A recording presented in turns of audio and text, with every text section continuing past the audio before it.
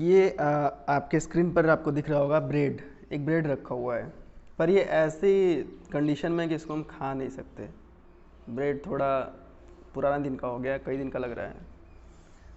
तो ये मेरे घर में नहीं था, मैंने भी कहीं से इसको जुगाड़ किया है इस ब्रेड का, जिससे कि आप लोगों को दिखा सकूं। इस पे ग्रीन ग्रीन पैसेज आपको दिख रहे हैं, थोड़े थोड़े हर जगह देखिए ग्रीन ग्रीन। आप भी अपने घर में ये पा सकते हैं ऐसा ब्रेड। पर ये खाने के लिए नहीं है, इसका मतलब ये नहीं कि आप खा जाएं इसको। आप कोई ब्रेड लेकर के आते हैं, ब्रेड का पैकेट, मान लीजिए आप बड़ा सा ब्रेड का पैकेट लेकर के आए और बहुत ज़्यादा हो गया, आप खाते गए, आपके और सिस्टर्स और ब्रदर्स मिलकर के खाए ब्रेड, लेकिन किसी वजह से ब्रेड इनफ हो गया और आपने 4 ब्रेड रख दिए, 4 ब्रेड रख दिए, ठीक है। वो पैकेट में ही है। उसको आपकी मदर ने कहा कि उसको सही से कवर करके रखना, ढक करके, प्लास्टिक कवर करके, लेकिन आपने लापरवाही की, भूल गए और ब्रेड के पैकेट का मुंह खुला रह गया। अब खुला रह गया तो ब्रेड पर जो है ब्रेड के पैकेट के अंदर हवा जाती रही और हवा जाती रही, फिर उसको थोड़ा सा मॉइस्चराइज़र मिला, ह्यूमिडिटी मिली, और जिसकी वजह से जो फंगस हैं आपके ब्रेड पर लग गए। आपका ब्रेड इस कलर का दिखने लगा, ख़राब हो गया, ठीक है। अब ख़राब हो गया, इसको खा नहीं सकते, इसको हम फेंक ही सकते हैं। फंगस लगा हुआ ब्रेड खाना हेल्दी नहीं है। तो ये एक मैं एग्जांपल दिया, प्रोसेस बताया कि इस तरीके से ये ब्रेड पर फंगस लगता है। तो ये अपने घर में भी देख सकते हैं। इस तरह से आप अपने मम्मी से पूछ सकते हैं या बड़ी सिस्टर हो, जिससे भी जो घर के किचन को देखती हैं। तो जैसे पिकल्स, हिंदी में अचार कहते हैं, पिकल्स आप देखेंगे तो अगर उसको भी हम ऑयल ना डालें या फिर उस पर भी केयर ना करें उन पिकल्स की, तो वाइट टाइप का उस पर दिखता है। आप अपने घर पे पता पूछिएगा कि ऐसा होता है। तो पिकल्स पर जो वाइट एक तरीके से लेबल जम जाती है उस पर, वाइट कलर का, उसको वो भी फंगस की वजह से ही होता है, ठीक है। तो मैं ये फंगस बार बार कह रहा हूँ, ये ऐसा क्यों कह रहा हूँ, इस पर क्यों मैं इतनी चर्चा कर रहा हूँ, कुछ तो रीज़न होगा। इतनी डिटेल से बात करने का एग्जांपल्स आपको समझा रहा हूँ, तो है, इसका रीज़न है। क्लास 7 से की एनसीईआरटी जो है उसमें पढ़ रहे हैं, तो उन लोगों के लिए ज़्यादा ये बेनिफिशियल है। इससे पहले ऑटोट्रॉफिक न्यूट्रिशन पढ़ लिया, हेटरोट्रॉफिक न्यूट्रिशन पढ़ लिया। तो ऑटोट्रॉफिक न्यूट्रिशन में क्लोरोफिल इम्पॉर्टेंट है, ठीक है। क्लोरोफिल होगा तो ऑटोट्रॉफिक न्यूट्रिशन होगा, और जहाँ क्लोरोफिल प्रेजेंट नहीं है वहाँ हेटरोट्रॉफिक न्यूट्रिशन होगा। लेकिन कुछ ऐसे भी चीज़ें हैं, जैसे फंगस है, लिचेंस हैं, उनको भी फूड की ज़रूरत होती है। तो वो फूड कैसे बनाते हैं या कैसे लेते हैं, कैसे फूड की जो ज़रूरत है, नीड है उनकी, उसका कैसे इंतज़ाम करते हैं, इस चीज़ को पढ़ना है। तो हमने 2 तरीके का न्यूट्रिशन तो पढ़ लिया है, ऑटोट्रॉफिक न्यूट्रिशन और दूसरा है हेटरोट्रॉफिक न्यूट्रिशन। आज थर्ड टाइप के न्यूट्रिशन को पढ़ेंगे, जिसका मैं नाम अभी रिवील नहीं कर रहा, आगे बता दूंगा थर्ड टाइप का न्यूट्रिशन क्या है। तो हमने ब्रेड का एक एग्जांपल देख लिया और पिकल्स का भी एग्जांपल देख लिया। एक और देखते हैं, फेवरेट चीज़ क्या है। ये कितनी अच्छी दिख रही है ना, दिखने में सुंदर, ब्यूटीफुल, और खाने में भी बहुत अच्छी लगती है। ये है क्या, एक और फोटो दिखाता हूँ, इसको आप पहचानिए है क्या, ये क्या है। इसको मशरूम कहते हैं, मशरूम। अब मशरूम की बात आ गई यहाँ पे। मशरूम यहाँ क्यों बात कर रहे हैं, मशरूम एक प्लांट है एक तरीके से। अब ये कैसे बढ़ता है, तो मशरूम ग्रो ऑन डिसीज्ड या डिकेड मटेरियल, डिसीज्ड या डिकेड मटेरियल। अब देखेंगे जैसे कि लकड़ी सड़ रही होगी, लकड़ी, वुड अगर सड़ रहा है, बारिश है उस पर, तो वहाँ पर भी ये छोटे छोटे एक तरीके से मशरूम जम जाते हैं। या और भी जगह आप देख सकते हैं जहाँ पर एक तरीके से सड़ने गलने वाली चीज़ें होती हैं, ये मशरूम जम जाते हैं, मशरूम टाइप प्लांट जम जाता है, जिसको हम खा नहीं सकते। मशरूम की खेती होती है, वो वाले पार्ट्स हम लोग खाते हैं, ठीक है।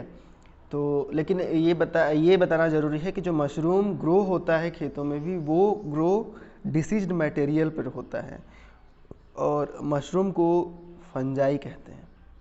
क्या कहते हैं? फंजाई। अब एग्जाम्पल्स हमने बहुत देख लिए, फंजाई का एग्जाम्पल देख लिया, मशरूम में देख लिया एग्जाम्पल में, फंजाई का एग्जाम्पल है। उसी तरह से पिकल्स पे फंजाई लगते हैं, ब्रेड पर फंजाई हमने देखा। लेकिन ये लगते कैसे हैं, क्या रीज़न है, ये अपने भोजन को, अपने फूड्स की कैसे नेसेसिटी को कंप्लीट करते हैं, आइए इसको देखा जाए। बातें बहुत हो गई। जितने भी फंजाई होते हैं, हम लोग बेसिकली फंजाई की बात करेंगे, उसी में एग्जाम्पल है उसका मशरूम।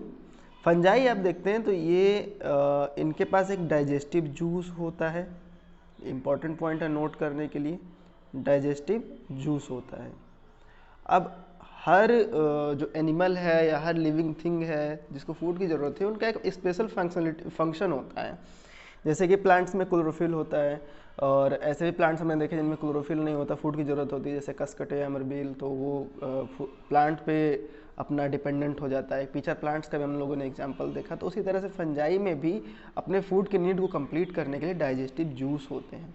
अब फंजाई के अंदर एक इंटरनल कोई डाइजेशन सिस्टम नहीं है, इसीलिए डाइजेस्टिव जूस का ये सिक्रेट करता है। जैसे कि ये आप देख रहे हैं इस सरफेस पे है, तो इस सरफेस से फूड लेने के लिए ये प्लांट अपने डाइजेस्टिव जूस को चारों तरफ फैला देता है, और चारों तरफ फैला देता है। उसके बाद वो जो सरफेस पे जब जूस फैलता है, वो एक सॉल्यूशन में क्रिएट हो जाता है, सॉल्यूशन बन जाता है, ठीक है। अब जब सॉल्यूशन बन गया, तब जा कर के जो भी उसमें इम्पॉर्टेंट न्यूट्रिएंट्स हैं, सॉल्यूशन में जो भी इम्पॉर्टेंट न्यूट्रिएंट्स हैं, फंजाई उनको एब्जॉर्ब करता है। फंजाई उनको एब्जॉर्ब करता है, जो भी इम्पॉर्टेंट न्यूट्रिएंट्स होंगे। तो इस तरीके का जो न्यूट्रिशन है, उसका एक नाम है, उसको बोलते हैं सेप्रोट्रॉफिक न्यूट्रिशन, सेप्रोट्रॉफिक न्यूट्रिशन। तो ये थर्ड टाइप ऑफ न्यूट्रिशन है, इसको याद रखिएगा, ध्यान रखिएगा, सेप्रोट्रॉफिक न्यूट्रिशन। अब इसको मैं एग्जांपल से समझा रहा था, अब इसको समराइज फटाफट कर देता हूँ क्या है। सेप्रोट्रॉफिक न्यूट्रिशन फंजाई में होता है। फंजाई के एग्जांपल्स मशरूम, पिकल्स पे आप देखते हैं, और ब्रेड पर भी आप देखते हैं, डेली आप देख सकते हैं अपने डेली लाइफ में। मशरूम या फंजाई कैसे अपने फूड को लेता है, फूड को लेने के लिए, फूड को नीड को कंप्लीट करने के लिए इनके पास एक डाइजेस्टिव जूस होता है। जिस सरफेस पे ये रहते हैं, यानी डेड एंड डिकेड मटेरियल पे ये लोग अपने इनका बर्थ होता है या ग्रो होता है एक तरीके से कहिए, तो डाइजेस्टिव जूस को उस डेड एंड डिके मटेरियल पर फैला देते हैं, जिसकी वजह से वो मटेरियल सॉल्यूशन बन जाता है, और उस सॉल्यूशन में जो भी न्यूट्रिएंट्स होते हैं ये फंजाई एब्जॉर्ब कर लेता है, ठीक है। और इस न्यूट्रिशन को सेप्रोट्रॉफिक न्यूट्रिशन कहते हैं, सेप्रोट्रॉफिक न्यूट्रिशन। तो ये समझ में आ गया होगा। एक बार और इसकी डिफिनीशन में लिख देता हूँ, और स्क्रीन में उसमें स्लाइड में लगा भी दूंगा डिफिनीशन, आप देख लीजिएगा। The mode of nutrition in which organism को कौन, फंजाई, ऑर्गेनिज्म टेक इन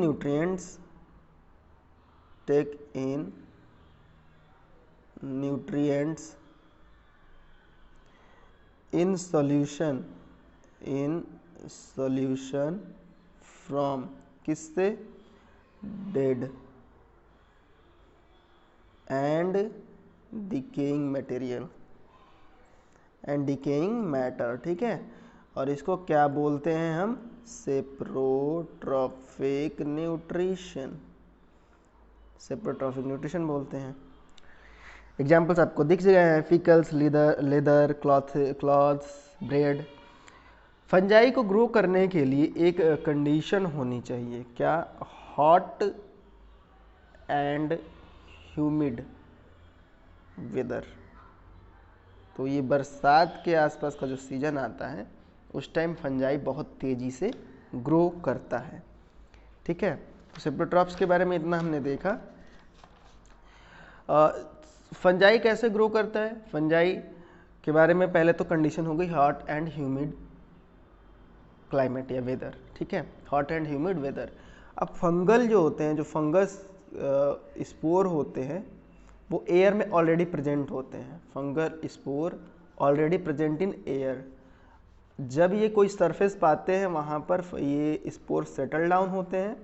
सेटल डाउन होने के बाद जैसे ही वेट एंड वार्म या हॉट एंड ह्यूमिड इनको कंडीशन मिलती है, ये रीग्रो होना शुरू हो जाते हैं। ठीक है, इसी को फंगस का ग्रो करना बोल दीजिए कि फंगस ऐसे ग्रो होता है। अब एक और ये देखिए लीचेंस। हमने अब तक मशरूम का एग्जांपल लेकर के फंगस के पार्ट पढ़ लिया। अभी आते हैं लीचेंस को थोड़ा पढ़ लेते हैं। लीचेंस क्या है? ये लीचेंस का एग्जांपल है। देखिए ये आप किसी भी वुडन पार्ट को जब आप पानी में रख देंगे तो ऐसे लीचेंस उसके आसपास जर्मिनेट हो जाते हैं, ग्रो हो जाते हैं। जैसे ये भी देखिए, ये भी लीचेंस ही हैं। अब इनके बारे में भी लीचेंस है, तो इनके बारे में थोड़ा सा पढ़ते हैं। लीचेंस है क्या? लीचेंस दो चीज़ से मिलकर बना है, अलगा एंड फंजाई। अलगा एंड फंजाई। अलगा एंड फंजाई जो है ये गिव एंड टेक वाला है अलगा एंड फंजाई का। इसमें क्या है? अलगा में क्या है? क्लोरोफिल होता है। अलगा में क्लोरोफिल होता है, जबकि फंजाई में क्लोरोफिल नहीं होता। ये आप बात जानते हैं, इसमें क्लोरोफिल प्रेजेंट नहीं होता। अब अलगा के पास क्लोरोफिल है, फंजाई के पास क्लोरोफिल नहीं है, लेकिन दोनों को एक दूसरे के साथ मतलब दोनों की फूड को ज़रूरत है। अब दोनों की फूड को ज़रूरत है, दोनों एक दूसरे को सपोर्ट करते हैं। अब सपोर्ट कैसे करते हैं? फंगस अलगा को प्रोटेक्शन प्रोवाइड करता है, कुछ वाटर एंड मिनरल्स जो होते हैं बाहर से एब्जॉर्ब करके देता है। और अलगा के पास क्लोरोफिल है, तो वाटर एंड मिनरल जब मिल जाएगा तो अलगा फूड बना लेगा, और क्लोरोफिल प्रेजेंट है तो फोटोसिंथेसिस होगा। ठीक है, एक बार और समझा देता हूँ, इस बार डायरेक्ट समझाऊंगा, ज़्यादा एग्जांपल नहीं। लीचेंस दो चीज़ से मिलकर बना होता है, अलगा एंड फंजाई। अलगा में क्लोरोफिल होता है, फंजाई में क्लोरोफिल प्रेजेंट नहीं होता। फंजाई अलगा को क्या क्या चीज़ें देता है? मिनरल, वाटर, ठीक है, एंड शेल्टर। अब मिनरल एंड वाटर को लेकर के अलगा फोटोसिंथेसिस के थ्रू फोटोसिंथेसिस के हेल्प से फूड बना लेगा, और ये अलगा और फंजाई एक दूसरे में फूड को शेयर कर लेंगे। ये लीचेंस का एग्जांपल था। अब इस तरीके की रिलेशन को सिम्बियोटिक रिलेशनशिप भी कहते हैं, यानी एक दूसरे के सपोर्ट करना, सिम्बियोटिक रिलेशनशिप। तो जो ये आपको स्क्रीन पर पिक दिख रही है, ट्री के साथ फंगस लगे हुए, ये एक सिम्बियोटिक रिलेशनशिप का एग्जांपल ये भी है। आप पेड़ देखेंगे, ट्री देखेंगे, तो ट्री के स्टेम में जैसे ये है ना, ये देखिए, ये सब लीचेंस हैं, फंजाई है। फंजाई जो है ट्री के स्टेम में लगे हुए हैं। अब क्यों लगे हैं? क्या ट्री को फ़ायदा नहीं है इससे? फंजाई को तो ज़रूरत है फूड की, तो वो पेड़ के साथ लग गया, लेकिन ट्री को इससे क्या फ़ायदा है?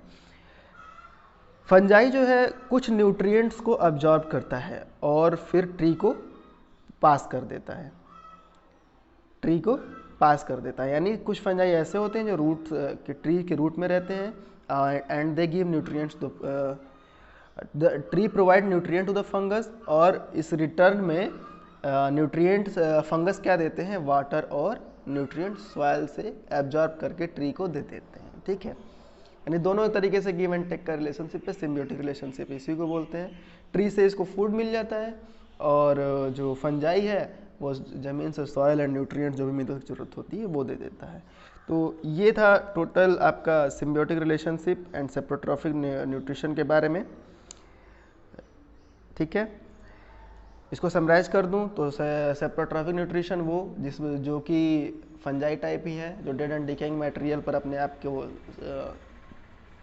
जिंदा रखते हैं, वहाँ से अपने न्यूट्रिएंट्स की ज़रूरतों को पूरा करते हैं। सेप्रोट्रॉफिक न्यूट्रिशन में जो भी फंजाई या मशरूम ये पार्ट लेते हैं, उनके अंदर एक डाइजेस्टिव जूस होता है। उस डाइजेस्टिव जूस का यूज़ करके फूड को सॉल्यूशन बनाते हैं, और उसके बाद सॉल्यूशन में जो न्यूट्रिएंट अवेलेबल होते हैं उसको एब्जॉर्ब कर लेते हैं।